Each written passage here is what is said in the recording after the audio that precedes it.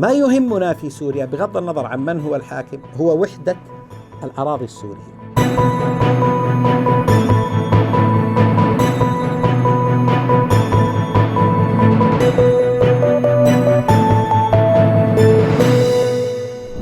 السلام عليكم ورحمة الله وبركاته، وأهلا وسهلا بكم في تحولات يقرأها عليكم محمد آل سلطان.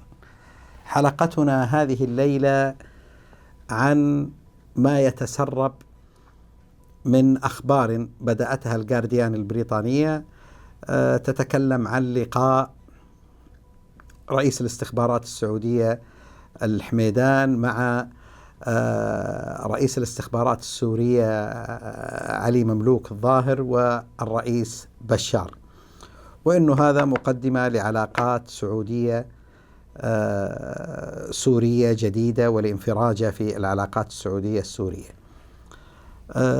قبل أن أتناول موضوع السعودية وسوريا، لطالما أنا تحاشيت الحديث عن الموضوع السوري لأنه موضوع معقد وليس فيه حل واحد، فيه مجموعة حلول يعني داخلية وإقليمية ودولية.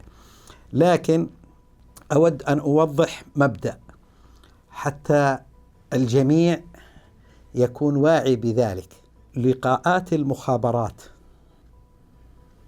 بين الدول لا تنقطع، لا في السلم ولا في حالة التنافس ولا في حالة الصراع ولا في حالة الحرب.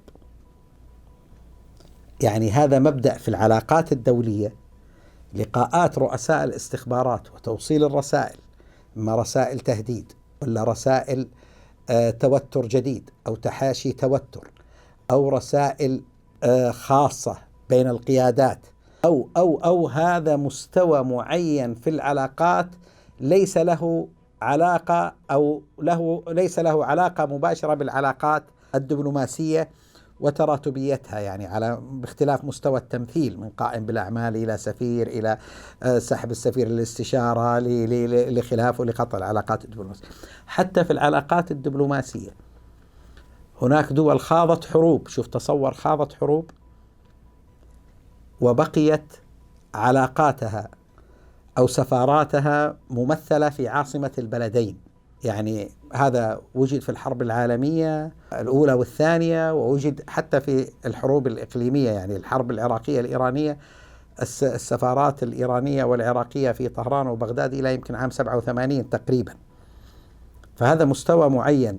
وجود السفارة، النقطة الثالثة، وجود السفارة أو العلاقات لا يعني بحال من الأحوال إنه هناك اتفاق دبلوماسي على كل الملفات وإنه هناك تطبيع.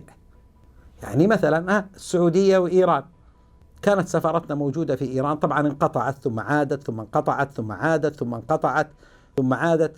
لكن كان قبل حرق السفارة السعودية اللي اعتذرت عليه إيران أكثر من مرة، والحملة الدبلوماسية الشعواء اللي شنتها المملكة العربية السعودية وفضحت إيران في كل المنابر الدولية، قبلها كان في سفارة سعودية موجودة، يعني صار لها يمكن تقريبا من منتصف التسعينات، من منتصف التسعينات إلى 2016. هل يعني أن السعودية وإيران كانوا متفقين وكانوا سمن على عسل من منتصف التسعينات إلى 2016؟ بالتأكيد لا. فهذه مبادئ في العلاقات الدولية احنا لازم نوضحها. نرجع للموضوع السوري. أولا، اللي يعني بعد ما أطرنا المبدأ هذا، وهذا يجب أن يكون راسخ في أذهانكم جميعا، حتسمعوا أخبار من هنا ومن هنا، وبغض النظر هذه الأخبار صحيحة أم غير صحيحة، لم يرد من المملكة العربية السعودية تأكيد أو نفي. جاء يعني في وكالات دولية تأكيد على الخبر. السفير السوري في لبنان رحب وقال إنه يعني السعودية دولة مهمة وإحنا نبغى كذا. تلاحظ أنه الجميع مهتم بالتحرك السعودي في هذه الأيام اللي سوف نتناوله سواء في ليالي رمضان المباركة أو بعد العيد إن شاء الله. لكن بغض النظر أنه هذا صحيح أو غير صحيح، أنه هذا تم أو لم يتم، أنه هذا قد يتم إلى مستوى معين وقد يتقدم الموضوع إلى مستوى رفع العلاقات الدبلوماسية وتبادل السفراء، وإعادة العمل بين السفارتين السعودية والسورية، وقد يتوقف لأسباب أيضا أمنية واستخباراتية ورسائل وتأكيدات ما بين الطرفين. طيب، خلينا نجي نتكلم على موضوع السعودية وسوريا والحالة السورية والمقاربة السعودية لها، وحالة هل هذا انفراج أو يعني تباعد وسينتج عنه تباعد أو خلافه. في الحقيقة لا نستطيع، لكن عندنا مؤشرات، لا نستطيع أنه إحنا يعني نصل، لأنه المعلومات غايبة، لكن المشهد يقول كالتالي: اللي حدث في سوريا ثورة ضد المظلمة وضد مظالم معينة، ثم ضد النظام، ثم تحولت إلى حرب أهلية استعان فيها النظام السوري ونظام بشار بإيران وبالميليشيات الإيرانية. لم ينفع الموضوع، كادت دمشق أن تسقط، استعان بالروس، فعاد زمام المبادرة في يد الروس، وتقريبا ما نقول انتهى الموضوع، لسه الموضوع، لكن تقريبا روسيا هي صاحبة القدح المعلى في الحالة السورية. طبعا كيف تم، إيش العوامل، إيش الكذا. الوضع السوري الآن وضع مؤلم، لا شك أنه الحالة السورية نتكلم على حالة مؤلمة إنسانيا وسياسيا وبكل الأطر، حالة مؤلمة. لكن إحنا أكدنا أنه الدول دائما تبحث عن مصالحها، الدول تبحث عن مصالحها ولا تتوقف. هي ليست علاقات شخصية، هذه علاقات دولية. الدول تبحث عن مصالحها وعما يهمها في المنطقة وفي الإقليم وفي الكذا. وإحنا تكلمنا دائما وأبدا أنه الحليف الأول للمملكة العربية السعودية هو شعبها ومصالحها أين تقع. طيب، في سوريا لدينا تقريبا، يمكن احنا قلنا القدح المعلى لروسيا، لكنه بجانب روسيا موجودة الولايات المتحدة الأمريكية في شرق سوريا، يعني شرق الفرات، وموجود أيضا تركيا في الشمال، وموجود إيران، وموجود إسرائيل في الحالة السورية، لأن إسرائيل تكاد تكون بشكل شبه يومي أو أسبوعي بتقصف الميليشيات الإيرانية عن رضا وعين الروس، وربما وبين قوسين مباركة النظام السوري. هذا الوضع المعقد اللي أفضى إلى تقريبا 3 قوات: قوات المعارضة، جيوب للمعارضة معظمها تابع لتركيا، قوات القصد والأكراد في الشرق والشمال الشرقي، وقوات النظام. هذا أفضى إلى حالة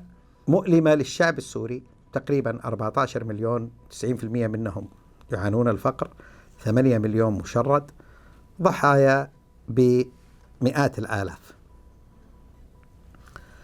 الحالة العسكرية تقريبا انتهت تقريبا، والحالة السياسية مع المعارضة والنظام وصلت إلى طريق مسدود. أولا لأن المعارضة متفرقة متشظية، يعني هناك معارضة محسوبة على الإخوان، هناك معارضة محسوبة على تركيا، هناك معارضة يعني محسوبة على المعارضة نفسها لم تتفق. الائتلاف السوري أيضا لم يتفق. لو أنت جمعت 2 في الائتلاف السوري تجد لكل شخص يعني له رؤية.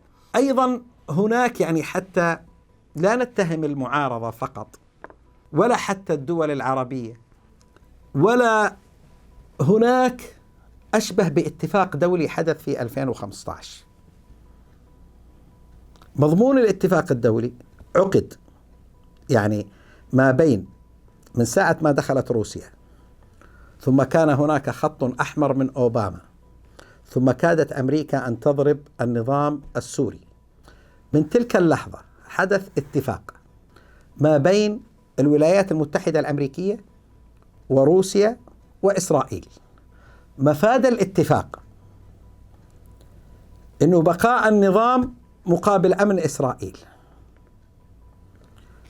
وعلى هذا يتم تسليم المعامل الكيماوية والصواريخ والمواد الكيماوية لدى النظام السوري. النظام السوري استفاد سياسيا من موقعه هو يعرف أولا، استفاد يعني من عاملين تقريبا كانت مؤثرة.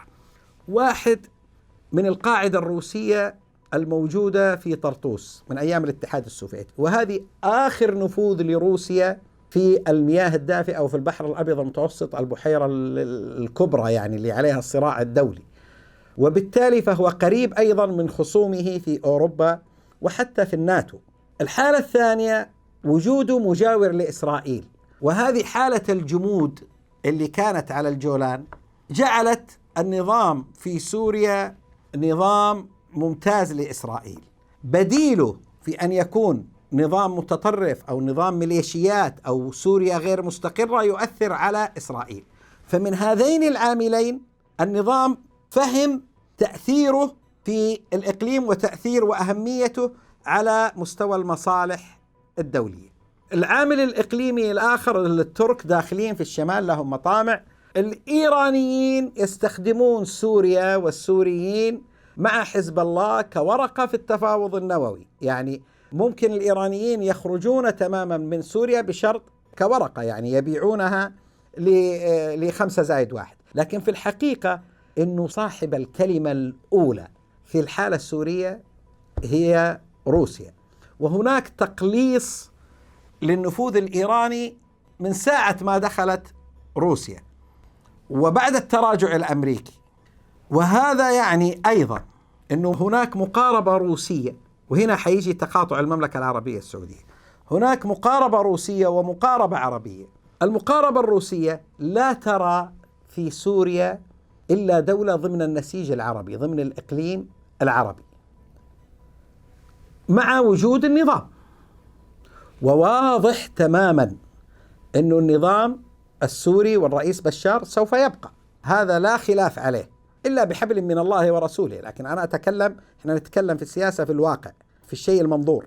طيب، 2، واضح أنه روسيا لا تريد تمددا تركيا في سوريا، ولا تريد تمددا إيرانيا وتقلص في النفوذ الإيراني في سوريا، وترغب في حالة عربية موجودة في سوريا تكون يعني مسار عربي يجذب سوريا جهة محيطها العربي، لأنه روسيا تريد، يعني وجدت في سوريا لتبقى عبر قاعدة طرطوس، وجدت لتبقى، فيهمها في آخر شيء أنه هذه الدولة تصبح مستقرة، لأنه هذا يعني استقرارها هي، لأنه هذا يعني وجودها الآمن أمام الناتو وفي البحر الأبيض المتوسط.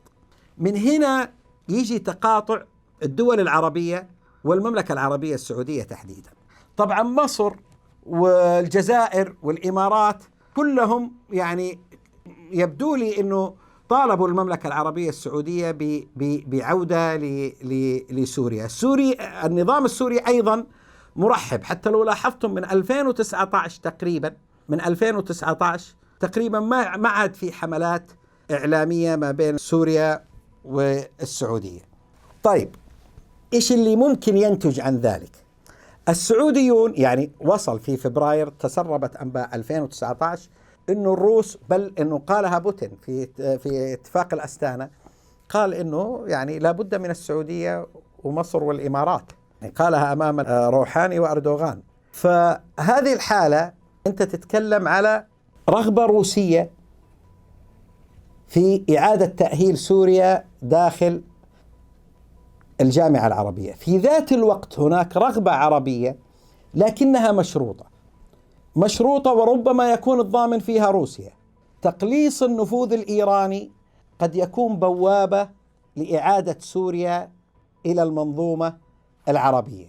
الوصول إلى حل سياسي مقبول ووسط يعيد الشعب السوري المهاجر سواء في السعودية ودول الخليج، سواء في تركيا، سواء في أوروبا، إلى سوريا، وبدء إعادة الإعمار، هذا هدف رئيسي ينبغي العمل عليه. طبعا كل هذا يتوقف في رأيي على مدى قدرة النظام على التخلي وتقليص، وقدرة روسيا وهي قادرة، لكن هي تريد تفاهمات مع الولايات المتحدة الأمريكية يعني على قضايا أخرى كدولتين عظميتين، وبالتالي تأجيل الحل في سوريا.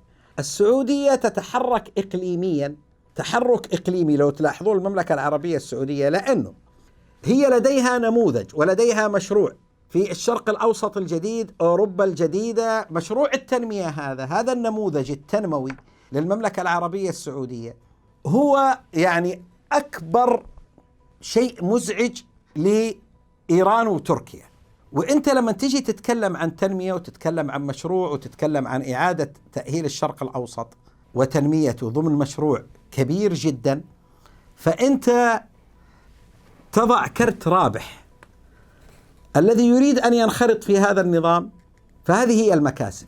الذي يريد أن تبقى الحالة السورية كما هي عليه سوف يكون من الخاسرين. يعني في مارس 2018 الأمير محمد قال إنه الوضع في سوريا معقد، ولا أظن إنه من مصلحة بشار إنه يعني يسمح للإيرانيين بأن يفعلوا ما يريدون.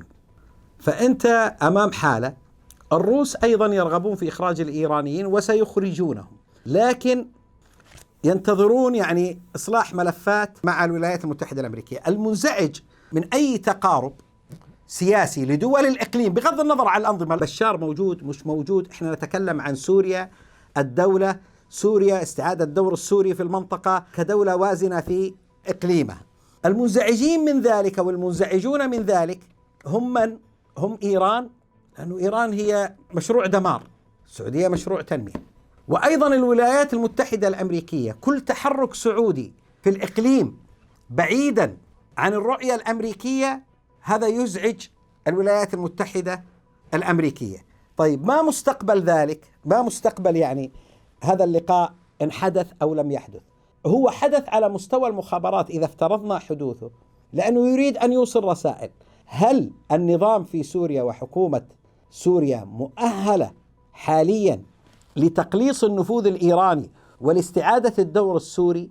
طبعا هذا الموضوع هذا يحتاج له مسار عربي وتناغم بين السعودية والإمارات ومصر والجزائر أيضا معهم، ويحتاج إلى صبر استراتيجي وتكتيكي لسحب سوريا من العناصر الفاعلة الموجودة حاليا.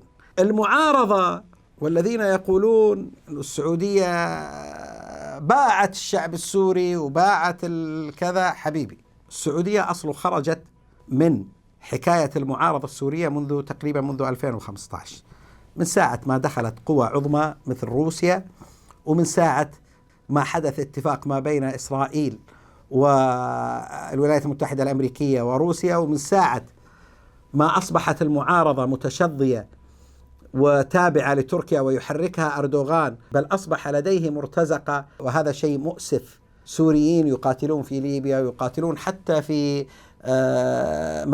أذربيجان وفي أرمينيا وفي كذا، وأصبح يعني يبتز بهم الاتحاد الأوروبي. هذه المعادلة كان لزاما أن تخرج منها المملكة العربية السعودية وأن لا تشارك في ذلك. الآن إحنا أمام مرحلة جديدة تنجح إذا نجح النظام ونجحت روسيا في الوصول إلى تفاهم لتقليص النفوذ الإيراني من سوريا، وبالتالي قد يمهد ذلك لعودة السفارات وعودة حتى المهاجرين الموجودين في السعودية وعودتهم إلى بلادهم. وهذا أيضا من ضمن خليني ايش اقول لك، من ضمن المكاسب عودة السوريين المهاجرين في أنحاء العالم إلى وطنهم، لأنه الأهداف خلاص يعني لن تستمر الحالة أن تستمر حالة من التشظي والتمزق. أعتقد أنه 10 سنوات كافية على الأقل، بغض النظر عن يعني المآسي التي حدثت، عن الألم الذي حدث، عن هذه الشغلات كلها. والموضوع في سوريا ليس له حل واحد، له عدة حلول، يحتاج إلى مقاربات. دائما خراب سنة يصلح 5 سنوات، خراب 10 سنوات عاد الله أعلم كم سيصلحه. لكن احنا نتكلم في السياسة انه لابد من جذب ولابد من مسار.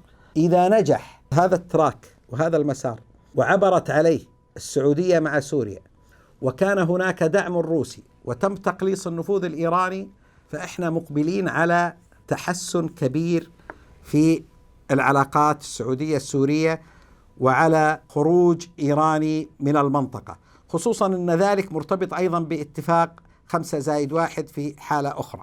طيب ما الذي يهم السعودية في سوريا؟ إيش اللي يهمنا في سوريا؟ طبعا في أسباب كثيرة احنا يؤلمنا ما حدث، يؤلمنا كل هذه الأمور.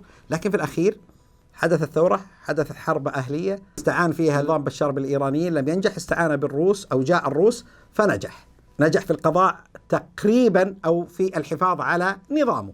ما يهمنا في سوريا بغض النظر عن من هو الحاكم هو وحدة الأراضي السورية، هو وجود سوريا كدولة عضو أساسي ومؤسس في جامعة الدول العربية. هذا الذي يهمنا، إعادة بناء النظام العربي من جديد والشرق الأوسط من جديد. نتمنى بإذن الله تعالى أن هذه التحركات تتقدم، لأنه حتى ترى فتح السفارة إذا ما تم ولم يكن هناك خطوات للأمام فسوف تظل مثلها مثل أي سفارة عادية، يعني علاقات باردة جامدة ما في حدها الأدنى. كلما تقدمت الحالة السعودية السورية فاعرف أن هناك تقليص للحالة الإيرانية في سوريا. نلتقيكم على خير إن شاء الله، ونتمنى بإذن الله تعالى للشعب السوري العودة إلى أراضيه والمشاركة في بناء سوريا الجديدة ودفن الجراح. الأمم تعلو، يعني هناك فضاء، شوفوا الهوتو والتوتسي في رواندا، شوفوا رواندا الآن بتحقق نسب نمو فائقة جدا. يعني جنوب أفريقيا لما رجع مانديلا ورجعوا السود للكذا، فهناك دروس وعبر تستفيد منها الشعوب والدول، ونتمنى السلام لكل الدول العربية والعالم أجمع، ونلتقيكم على خير إن شاء الله.